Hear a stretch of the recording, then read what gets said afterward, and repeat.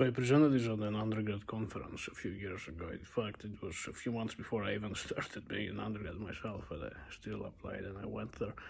And I talked about scientism, right? I made a distinction between naive scientism and some kind of different version of scientism. Of course, these are not the only versions of it, but I thought these were useful for that presentation. And I said that then the naive supporter of scientism says that, oh, you can only know stuff through science, right? And of course, that's a dumb, false view. If you do this a little bit of epistemology, you know that's not necessarily true. So I can know, for example, that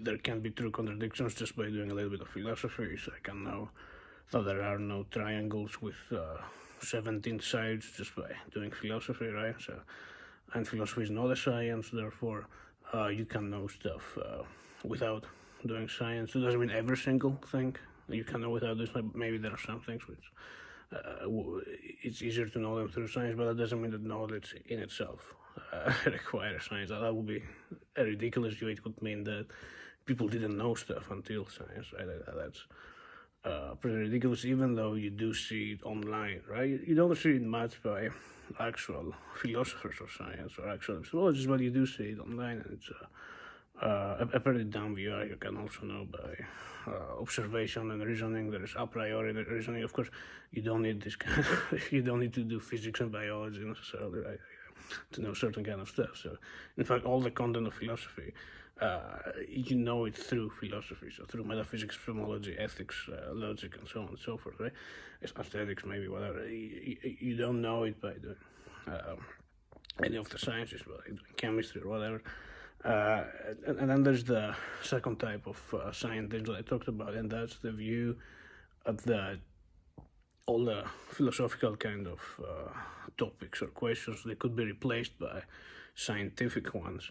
And then by solving the scientific ones through science, you cannot solve philosophical stuff to some extent, or something close to philosophical stuff. And that's still problematic. That's problematic because, for example, they may say, oh, don't even bother thinking about whether it's good to do X, right? Or just think about why do humans believe that people think it's good to do X, or whether they think it's bad to do it, morally good or bad, right? So rather than doing ethics, which is part of philosophy, or just do psychology, that's the idea of this second kind of scientism. And my reply to that was that, well, that's not actually solving philosophical questions, because this is still not identical to the philosophical sort of claim. So you're not really solving the philosophical question, you're just solving, or maybe some kind of, providing an answer to maybe some kind of a scientific question having to do with psychology or whatever. And then you see this a lot with questions having to do with meaning or whatever. They say, oh, there's no meaning, there's no purpose in life or whatever. Why? Oh, because, oh, look at the size of the universe, look at cosmology. Of course, that's not actually showing that there's no meaning or whatever. You have to do philosophy. There's still possible there's an objective meaning and all of that, right?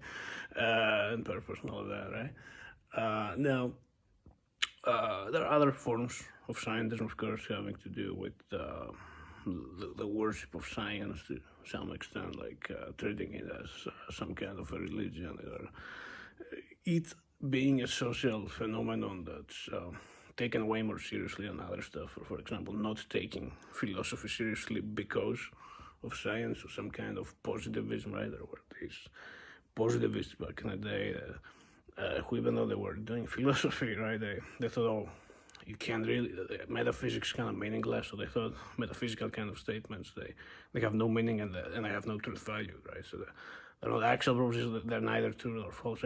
This is actually connected to scientism in a sense, because if you think that, then you may say, oh, just do science. Although there's still epistemology, there's still ethics, there's still stuff like that, but typically these are somewhat connected, by, at least in the minds of some people. And it's nonsense, I mean, you know. But you know, this kind of stuff does happen, and so overall there are a bunch of different versions of scientism, right? And they're problematic, at least the ones I talked about. So avoid scientism at all costs.